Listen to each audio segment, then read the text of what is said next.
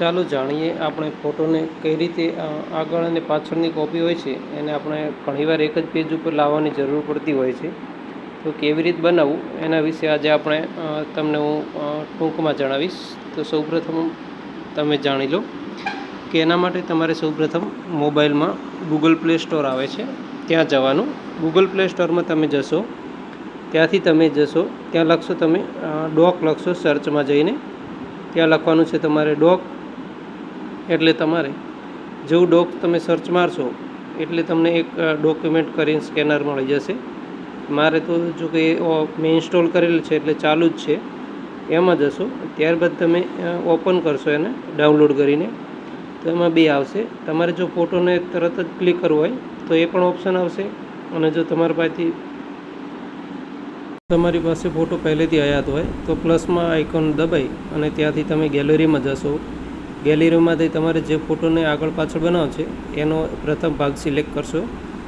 એ ભાગ સિલેક્ટ કરી અને તમે જેમાં ઇમ્પોર્ટમાં ટિક કરશો. ઇમ્પોર્ટમાં કરશો એટલે તમને દેખાશે તમારો ફોટો.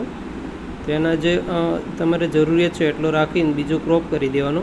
અને જરૂરી સાઇઝનો જોઈએ એના માટે તમારે જે 4 ખૂણા આપેલ છે ત્યાંથી સેટ કરી દેવાનું.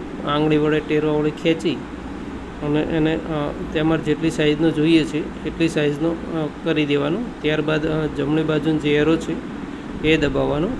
એ થઈ ગયા બાદ એને ઓકે આપી દેવાનું. એટલે તમારો જે એક ભાગ છે એ કમ્પ્લીટ થઈ જાય. પછી પાછા આવવાનું અને તમારે જે બીજો ભાગ જોઈએ છે એના માટે પ્લસ પર આપી અને ગેલેરીમાં જવાનું.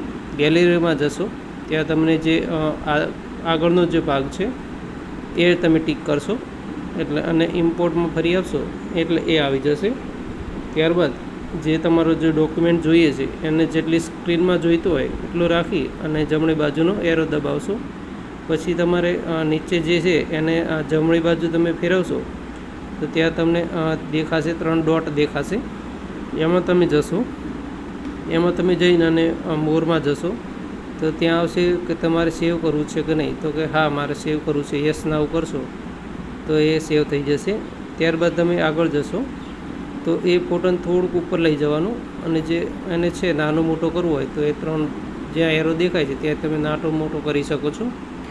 ત્યારબાદ એડ બટન પર ક્લિક કરી અને જે ફોટો હમણાં આપણે સિલેક્ટ કર્યો હતો પાછળનો ભાગ તો એના સિલેક્ટ કરવાનો. એ સિલેક્ટ કરી અને ડન કરશો એટલે તમારો આગળ અને પાછળનો ભાગ બંને જે આધાર કાર્ડ બનાવવું હોય તો એ પણ થઈ જશે. ચૂંટણી કાર્ડ પણ આવી જ રીતે તમે કરી શકો છો.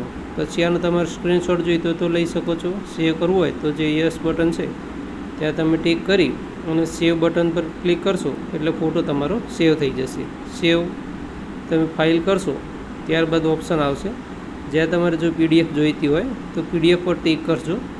અને જો PDF ન જોઈતી હોય અને ફોટો જોઈતો હોય તો જે JPG વાળું છે ઓપ્શન એમાં જો તમે ટિક કરશો તો એ પણ થઈ જશે. ત્યારબાદ તમારે એને કયા સ્થાને સંગ્રહ કરવો છે તો ત્યાં તમે ટિક કરશો તો ત્યાં પણ એ થઈ જશે.